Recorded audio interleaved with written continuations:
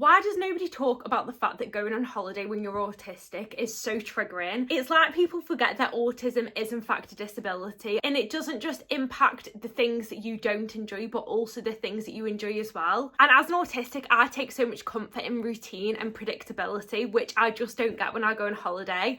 So today I want to talk about some tips that are actually going to help you if you are going on holiday as we do approach the summer, to try and keep your nervous system regulated, and so you can actually enjoy it instead of feeling overwhelmed by it, especially because I do myself go on holiday in a few days' time. First of all, let's talk about planning for your holiday. Before you even get there, you want to make it as easy as possible to transition from being at home to being on that holiday, and to make it as predictable as you possibly can. So before I ever go on holiday, I always make an itinerary, and I know a lot of autistics like me are chronic planners, so use this to your advantage. When it comes to looking for hotels or accommodation, try to look for accommodation that is going to accommodate your autistic needs. Don't just look on the actual hotel's listing or website.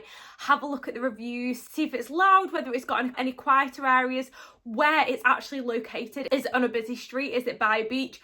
Or even maybe you'd be better in something like an Airbnb. Me personally, I'm actually staying in a villa when I go on holiday, mainly because it's my stepdad's, but this actually works so much better for me than being in a hotel where you can't actually control your environment, because for me it means that I'm actually able to choose when I want to listen to music, or when I want to be around other people, and when I want to eat and things like that. Next, you want to make an itinerary as well, and I'm not just talking about an itinerary of all the things that you want to do while you're on holiday. You also want to make sure that you factor in rest days as well. So for me, for example, because I'm going to Thailand, I'm going to factor in a rest day after we get to the villa, so that I don't have to think about doing anything. And I feel like people underestimate the importance of having those rest days. So you don't want to go straight there and be thinking about going and seeing all the sites, or going and doing your bucket list of activities in the country or the city that you're going to. Rest is number one, because at the end of the day, you can't pour from an empty cup. And this is something that you should really take into consideration when you are actually planning that holiday. Even when we went to New York last year, obviously busy city, completely different vibe than being on the beach in a hot country. But I made sure that when I made the itinerary for me and my partner, we had some activities that were like busier. We had some activities that met my sensory needs. For example, being out in nature and being in open spaces was really regulating to me. So time in Central Park versus just being in the busy crowdedness of the city. And also maybe having times during the day where you can go back to your accommodation to have time to decompress or to rest, or if you are feeling overwhelmed, you have got that option to go back as well. So make sure that you are actually making that itinerary or making that plan based on the reality of who you are as an autistic person, and not based on who you wish you were. I go to Pilates and the instructor always says, do what your body can do, not what you wish your body could do. And this applies to this situation as well when you are autistic, because one of the biggest things that I've always struggled with as a high masculine autistic is holding myself to neurotypical expectations. So bear that in mind, because the last thing you want to do is to go on that holiday and then come back even more burnt out and exhausted. It will really help if you can meet your needs while you're there, rather than having to recover afterwards, because the likelihood is you're probably not going to want to go on holiday again if you come back completely depleted of energy, and that just defeats the object, I feel like, of even going away. Number 3, let's talk about traveling, because I feel like this can either set your holiday off in a really good and positive way, so you're actually energized when you get there, or it can set things off the completely wrong way where you're already overwhelmed before you even get on holiday. So if you are going to an airport, which I'm assuming most people will be if you're traveling, my number one tip would be to give yourself loads of time, which sounds kind of obvious, but the last thing you want to be doing when you're going on a holiday is to be rushing through the airport. My mum, for example, she is definitely autistic, but she 100% has got ADHD. She won't mind me saying this, but she is like the most chaotic person ever. I've known in the past when we've gone on holiday together, for her to still be working at 2 o'clock when she has a flight at 5. And for me, I cannot think of anything worse, because you're going to get flustered, you're going to get overwhelmed, you're going to get stressed out. So what I like to do instead is to leave myself loads of time. And then once you get to the airport, there is a lot of different things that you can do. If you are somebody who really struggles, most airports will have an accessibility line. You can even get those sunflower lanyards from a lot of information desks too. So if you wear one of those, you are going to be able to be supported most of the time throughout the airport if you need to get through the line quickly. And then what we're doing this time, which I've never done before, I will update you guys on it, by the way, once I've gone, is I've actually booked for us to go to the airport lounge. Now, I got this for free with my credit card, but airport lounges, I feel like, are going to make such a huge difference if you are somebody who struggles with overwhelm. I don't like being at the gate, or, you know, when there's like loads of shops and busy restaurants and busy pubs. So when you go to the lounge instead, it's a lot more calm atmosphere, a lot more relaxing, especially because I have got a 6-year-old as well. So it means me and my partner and our little one are able to just have our own little space. We can get food whenever we want, we can get drinks whenever we want. And once we get to that lounge, we haven't got to leave again until we actually get on our flight. I'm just looking forward to starting the holiday by relaxing and being calm, because honestly, I think a lot of these airport lounges, you can pick tickets up maybe for like £20 or £30 each if you do have to pay. And when you look at the cost of food when you go to a lot of these airports as well, they're so expensive. I think when we went to the airport last year, we didn't go to a lounge, and me and my partner paid about £20 each just for a meal without any drinks or anything. So all of that is included in your lounge access, so that's something I would definitely recommend. And I'm going to call this point number 4, but it is linked to traveling as well, and that is to do with accommodating for your sensory needs. One of the biggest things that I do find stressful about travelling is probably the sensory elements to it.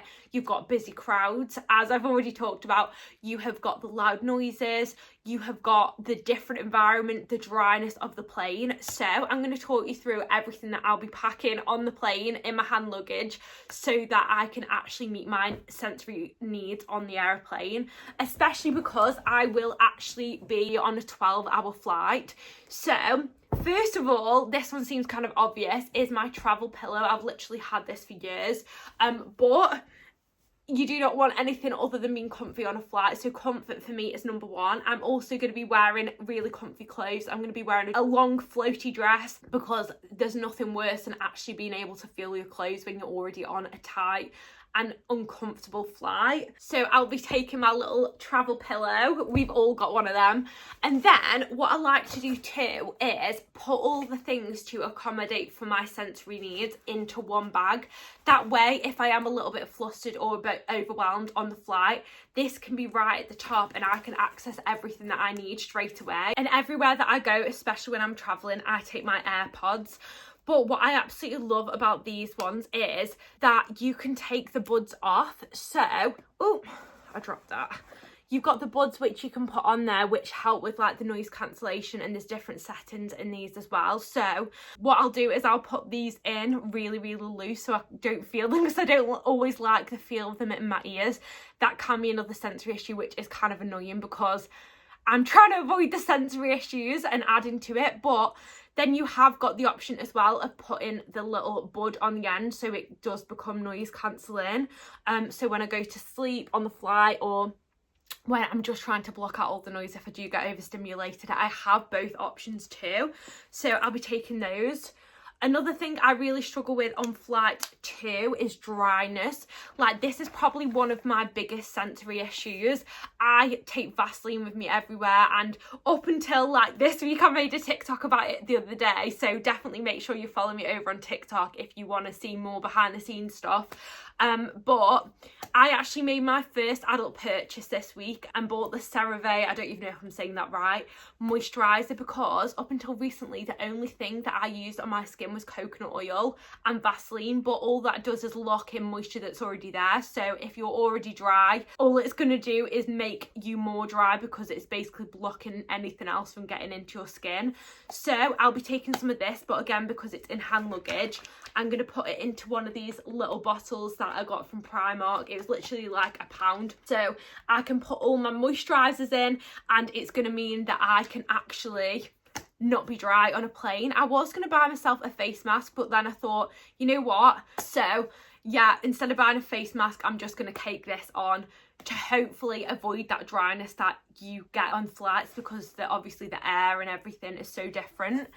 And then I also got myself an eye mask, and I did have one of these before, but I really hated the fact that I could feel my eyelashes and feel it touching my eyelids. But this one, I only got it from B&M. If you're from the UK, like, this one is really good. It's like about £2, but it's actually got like the holes so that it doesn't touch your eyelids, it just touches around them. So for me, this is going to be so much better. And then the other thing that I also take, I take my Vaseline as well. Again, I said this before, I take it everywhere with me so that I don't get dry lips either. If you are watching this video so far and you are enjoying it, then definitely make sure that you subscribe, because I think it's only about 40% of my viewers are actually subscribed at the moment. So definitely make sure that you subscribe, because I post videos like this talking about autism all the time, and I would absolutely love it if you joined along. And then I also have a bag for my bobbles too. Now this doubles up, because not only has it got all my bobbles in and scrunchies, because I hate the feel of anything on my face, but it also means that I have something to fidget with. Like, I'm not taking any specific fidget toys or anything, because usually I just play with my bobbles and my scrunchies, so I'll just play with these on the fly, and then they can double up in my hair too.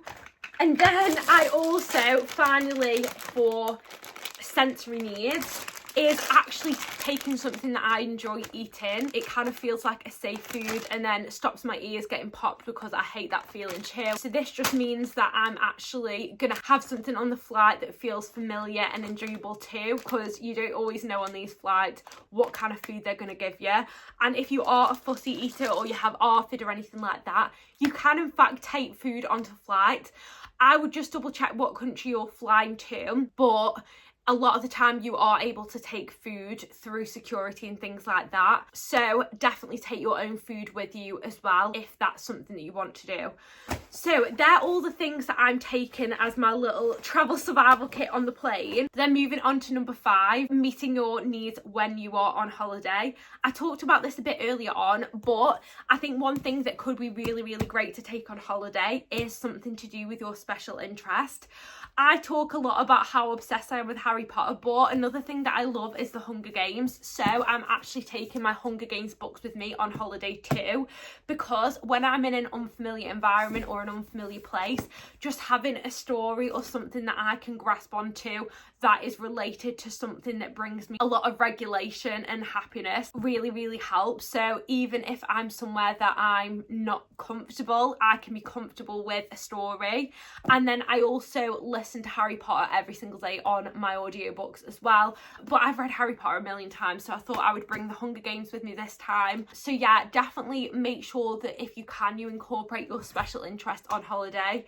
My other special interest, as you can probably tell, is autism. So I'm also going to be doing some content while I'm over there talking about autism too, but it just kind of feels like that friend or that familiarity that you're taking with you that is going to bring you that comfort and joy even when you're somewhere new. And then finally, let's talk about some other little ways that you can make your holiday more familiar too. One big thing that's always helped me on holiday, because I always, no matter what, will have at least one meltdown on holiday. Again, it can be triggering when you are autistic being on holiday because of the change in scenery and unfamiliar environments. So I try to keep my routine as close to it as at home, even when I'm on holiday. For example, still making sure that I have certain things that I would eat at home for breakfast, or when I'm at home, I have set bath nights where I have a really long bath. So on like a Tuesday, a Thursday and a Sunday, my partner will look after a little one, and then I'll just be in the bath for like 3 hours undisturbed, and that brings me so much regulation. So things like that I will still be doing on holiday, or if there are any other routines or rituals or anything like that that bring you regulation when you're at home, don't be afraid to do those even when you are away. Just remember that all unmasking is when you are autistic is putting the needs of yourself above other things. So do not be afraid if you feel like you can't go out for a meal one night to say, actually no, I'm going to stay at home. Or if you need a day to decompress or re-regulate yourself, or again spend time in your special interests, then absolutely do that. But that's all the tips that I've got today for this video. If there's anything else that you guys can think of that I've not mentioned in this video, then please leave them in the comments for anybody else who is watching. I hope that you've enjoyed this, and I hope to see you next week with another video about autism. Bye!